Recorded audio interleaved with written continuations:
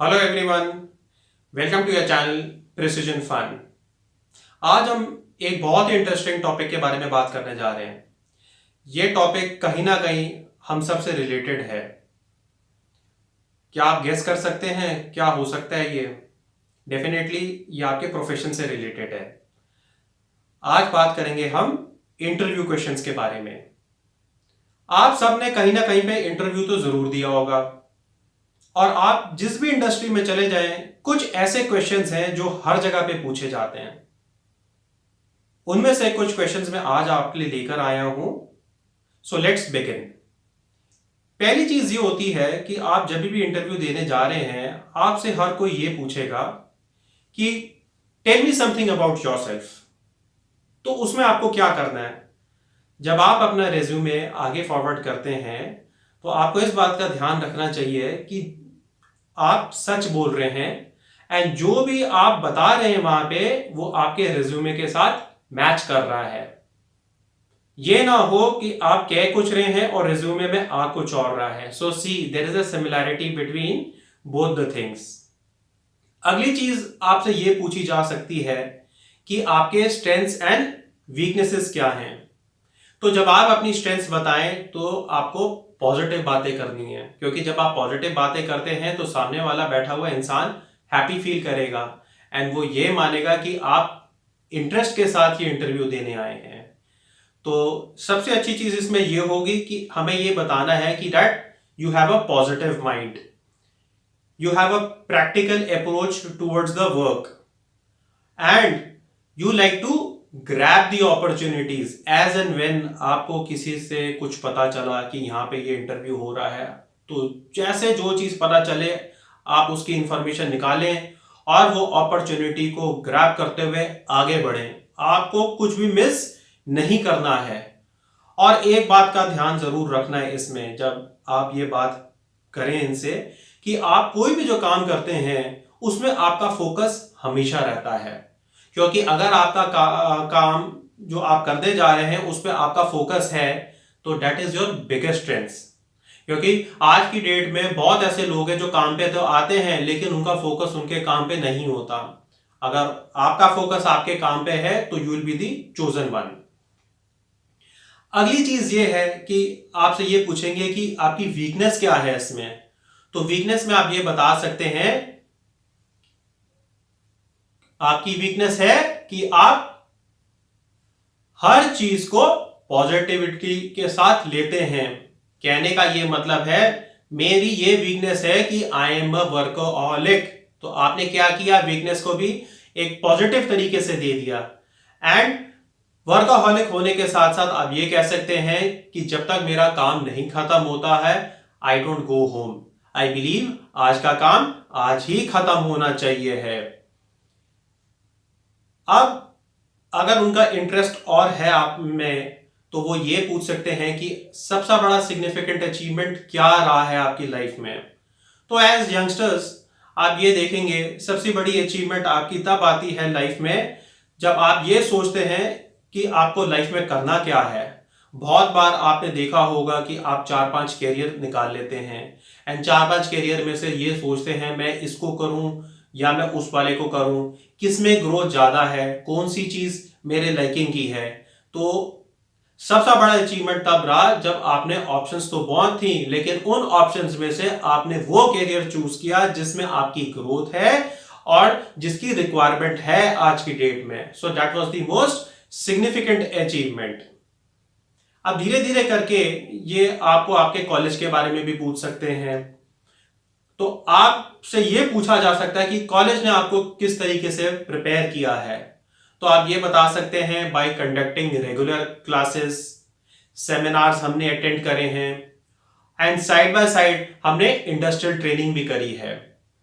अगर आपके पास इन सब चीजों का मिश्रण है, so that is more than enough for you to get a job. इससे ये होगा, जब आप ये सब चीजें करते हैं आपका सेल्फ कॉन्फिडेंस जो है वो ऑटोमेटिकली शूट अप होगा, and you will be different as compare to the others जिन्होंने क्लासेस नहीं लगाई हैं या इंडस्ट्रियल ट्रेनिंग नहीं करी है। तो आप उनसे कम से कम 2 से 3 कदम और आगे जाएंगे।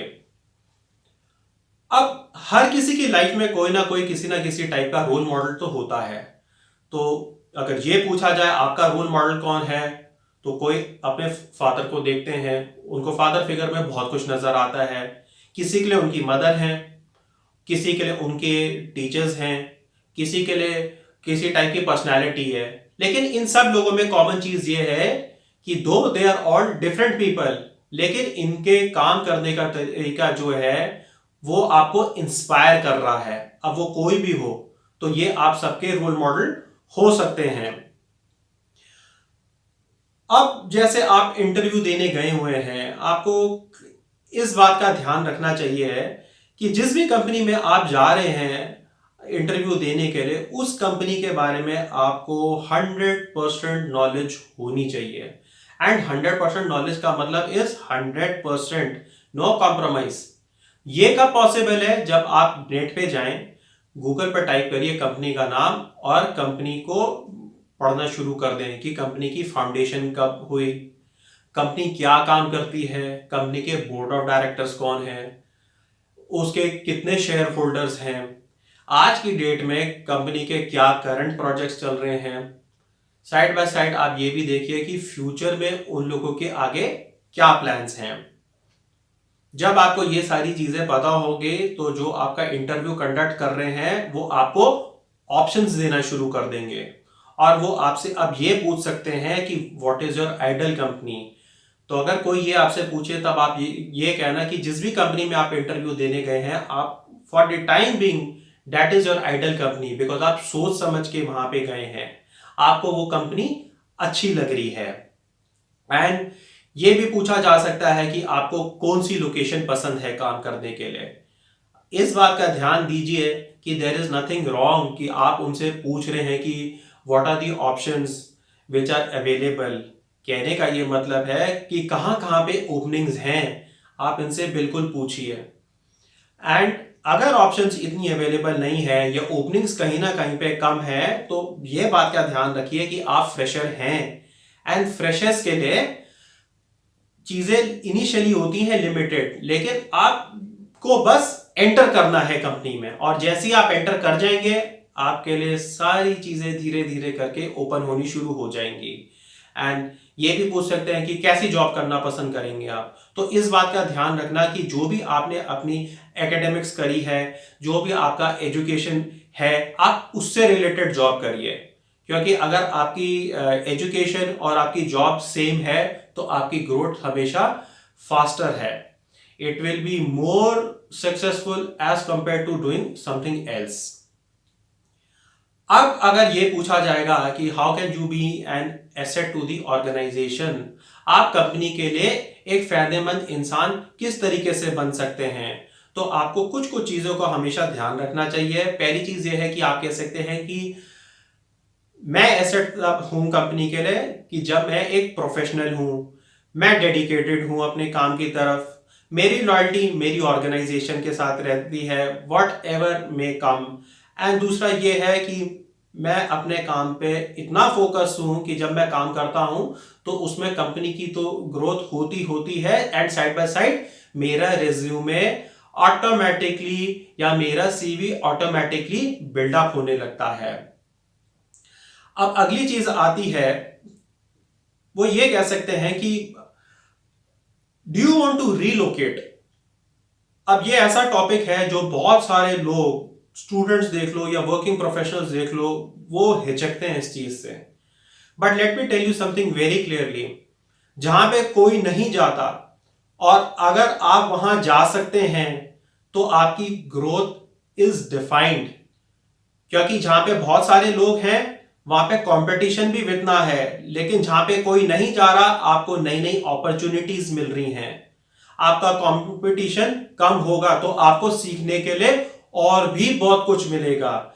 And like a initial few years it is better कि आप अपना हार्ड वर्क करें और आगे बढ़ते चले जाएं। अब आगे बढ़ते बढ़ते ये चीज जो आप जिस जॉब ले आए हुए हैं, वो ये पूछ सकते हैं कि आपकी सैलरी एक्सपेक्टेशंस क्या हैं। तो सैलरी एक्सपेक्टेशन में आपको हमेशा, जिसको कहते हैं ना, बिल्कुल क्लियर रहना है, किसी भी टाइप का लालच मत करिए, because you are a beginner. आपको ये कहना चाहिए है, अगर ये पूछे what are your salary expectations, तो आप एक सिंपल सी लाइन में उनको कह सकते हैं as per the industry standards.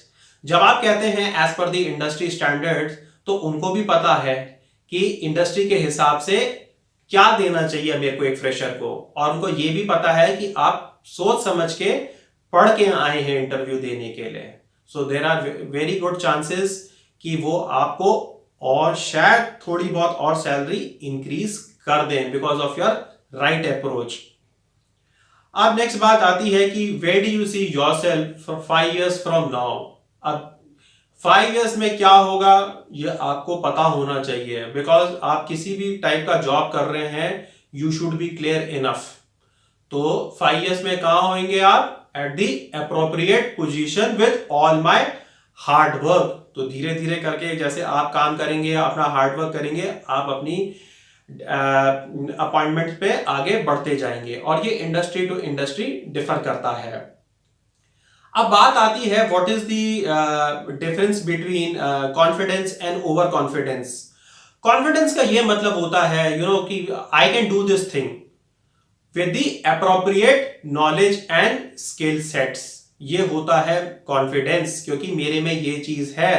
And over confidence होता है जब हम चीजें लाइटली लेना शुरू कर देते हैं, तो ये चीज ना करें।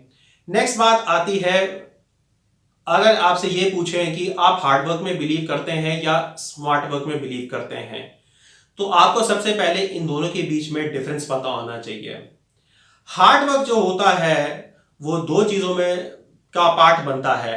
पहला तो होता है हार्ड वर्क है आपका मेंटल, क्योंकि जब आप काम करने जा रहे हैं तो आपकी मेंटल एबिलिटी स्ट्रांग होनी चाहिए है। एंड मेंटल एबिलिटी के साथ कई ऐसे काम हैं जिसमें physically also you need to be strong enough to do that work. तो ये तो आपका हो गया हार्ड वर्क। और अगर ये पूछें स्मार्ट वर्क क्या है, तो आपने देखा होगा कि आपके सराउंडिंग में ऐसे लोग हैं जो आपसे बाद में काम करना शुरू करते हैं लेकिन पहले आगे पहुंच जाते हैं। वो इसलिए होता है बिकॉज उनको उस काम के बारे में क्लैरिटी ऑफ थॉट है। और अगर आपको क्लैरिटी ऑफ थॉट है किसी काम के बारे में, तो आप आगे बढ़ेंगे, और वो जो गिवन टाइम है, गिवन टाइम से पहले वो उस रिजल्ट पे पहुंच जाते हैं। तो आपको बिल्कुल उसी तरीके से बनना है। एंड फाइनली वो ये पूछ सकते हैं कि आप सक्सेस को कैसे डिफाइन करते हैं अपनी डेफिनेशन में।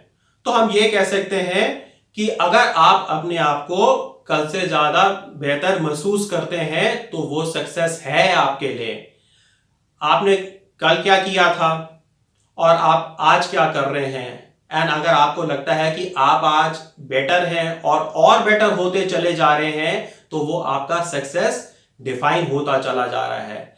बिकॉज इस बात का ध्यान रखिए, आपका कंपटीशन सिर्फ आपके साथ है। आई होप आपको ये क्वेश्चंस अच्छे लगे होंगे।